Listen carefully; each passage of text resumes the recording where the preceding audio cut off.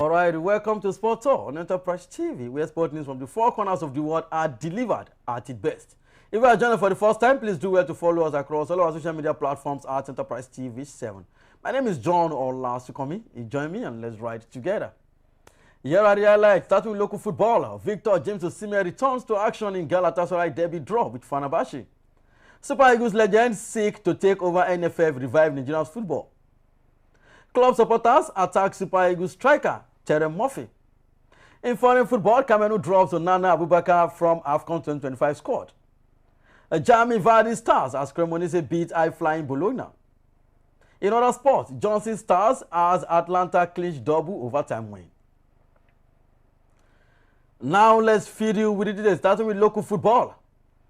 Victor James Osimhen returned to action as Galatasaray were held to a 1-0 draw by city rivals Fenerbahce on Monday night, 1st November 2025. Osimhen was named in the starting lineup by head coach Okan Buruk after recovering from a minor hamstring injury sustained during international duty with Nigeria last month.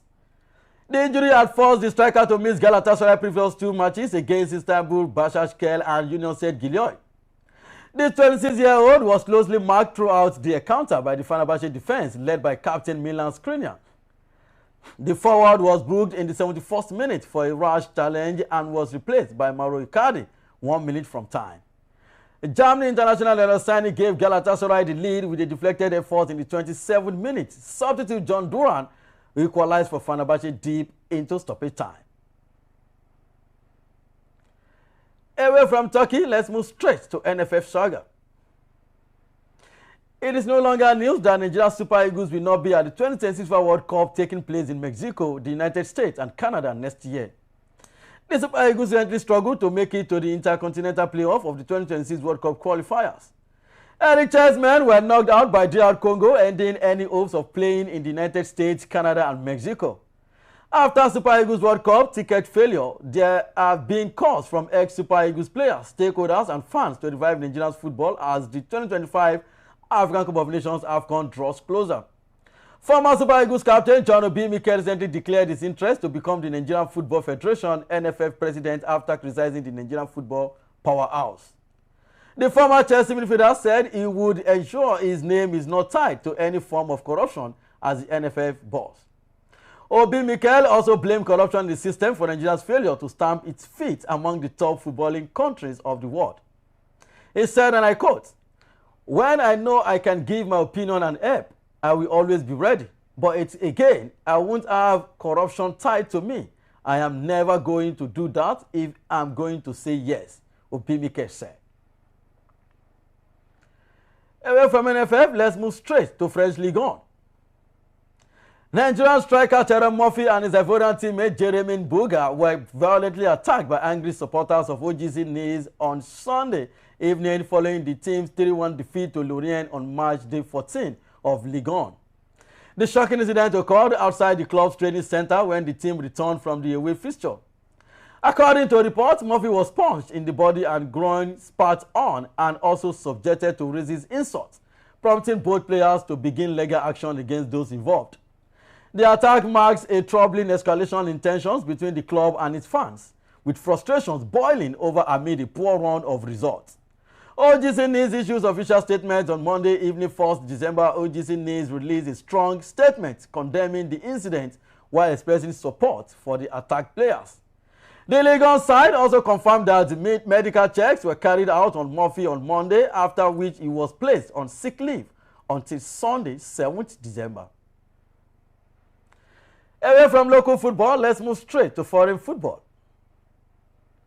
Andre Onana and Vincent Abubakar have been excluded from Cameroon's final squad for this month's African Cup of Nations AFCON.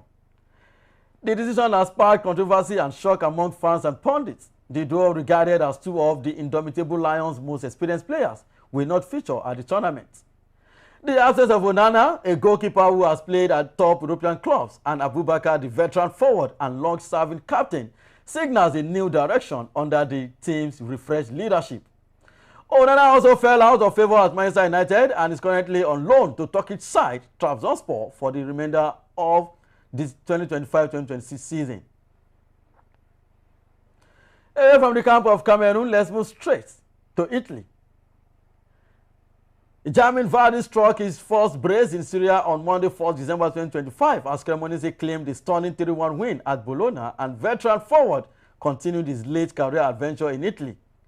Former Leicester City and England frontman Vardy rolled back the years with 2 classic strikers' goals either side of halftime as promoted Cremonese in 11th on 17 points, inflicted a first home defeat of the season on their high-flying opponents.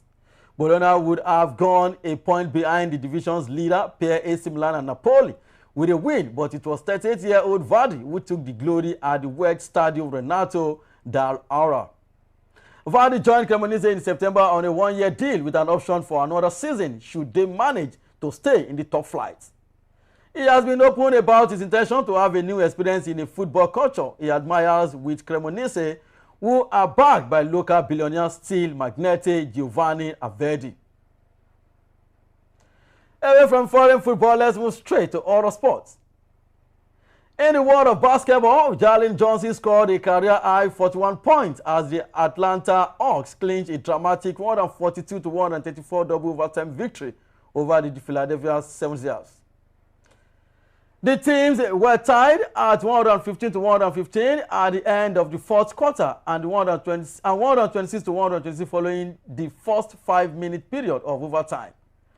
But after Tyrese Maxey's driving layup brought the Philadelphia level at 130-132, Johnson responded with a pair of 3-pointers to help Atlanta move clear.